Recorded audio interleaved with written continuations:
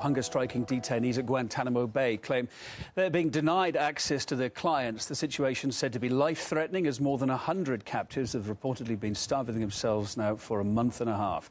US officials have downplayed the allegations, though, and the scale of the crisis. And while President Obama has still not kept his promise to close the detention centre, the military is now asking for money to upgrade the facility. Guantanamo has more.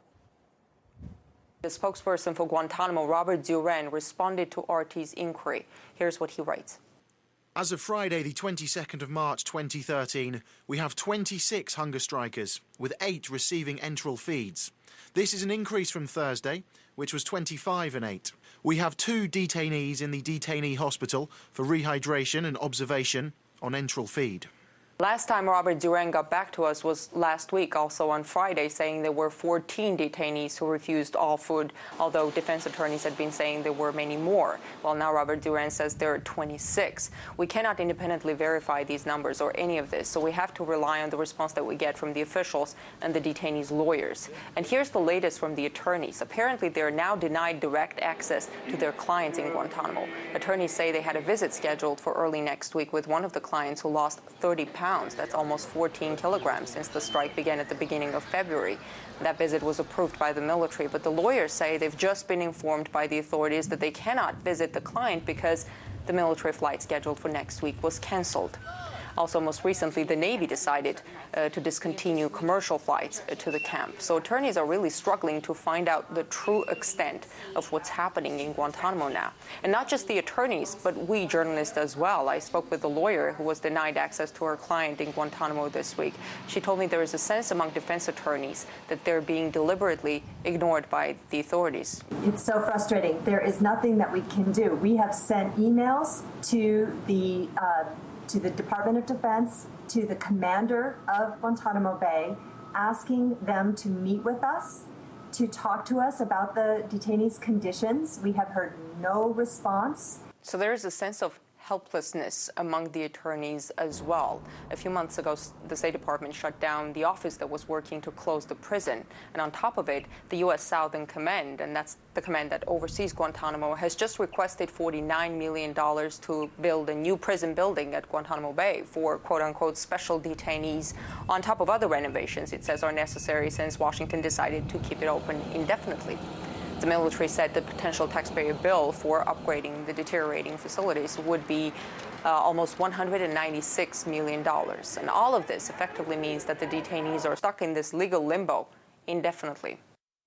Ghana Chichikan there. Well, let's speak now with Lieutenant Colonel Barry Wingard. He's a U.S. military attorney who advocates for Guantanamo detainees. Sir, thank you for taking the time to be with us. I understand you do have access to your clients in Guantanamo, apparently. When's the last time you saw them, and what state were they in?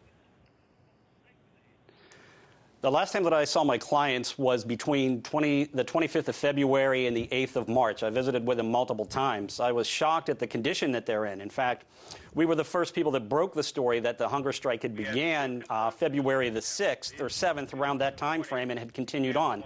My client at that time had lost 26 pounds, and at this point, it's official that he has lost almost 40 pounds, one-third of his body weight, from 147 pounds. How long could you go on like that? The hunger strike is still ongoing.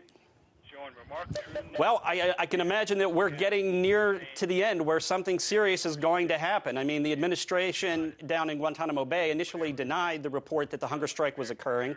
They then said that it was 7, then 14, then 21. Then they said that it wasn't the largest hunger strike in history.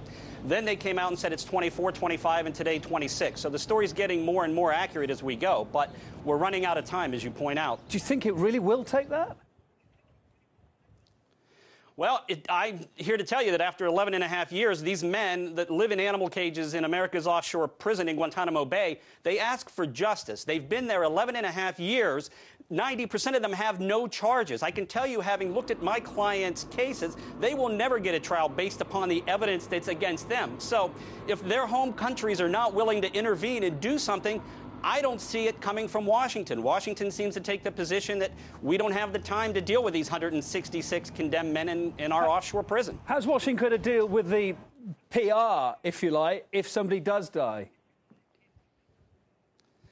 Well, I mean, you're going to have to answer that as far as a political question. I'm a lawyer. I'm here to look at the facts and to tell you that I've reviewed these cases, and I'm here to tell you that these guys will never get trials. If they're never getting trials, then we have to go by what the president has said in March of 2011 when he said indefinite detention will be implemented in Guantanamo Bay and will be the law of the United States. 48 men will be condemned to die, never having given a trial or given an opportunity to defend themselves. They are essentially condemned dead men that just happen to breathe. For the people you've spoken to there, including your client, what was their mindset? Is it the same maybe when they started this 45, 46 days ago as it is now? I mean, did they think they would have to maybe take this through to the bitter end or not? Or did they think something would give beforehand?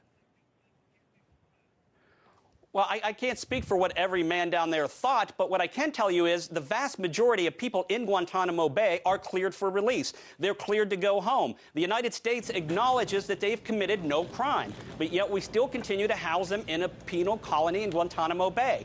Imagine if the situation were reversed and the United States had 166 citizens held in some other country's offshore prison. I don't want to go into what happened in the early years as far as enhanced interrogation, but the situation isn't getting better.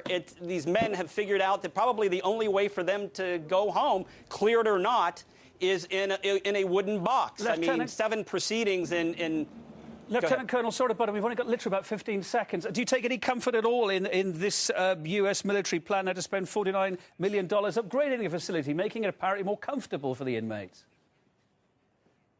Well, this is not about soccer fields or food or anything else. This is about justice and freedom. This is a bigger concept. This is what the United States stands for, not more servings of food and not more soccer fields to play on. This is a matter of getting these men home or giving them trials, and that's the answer.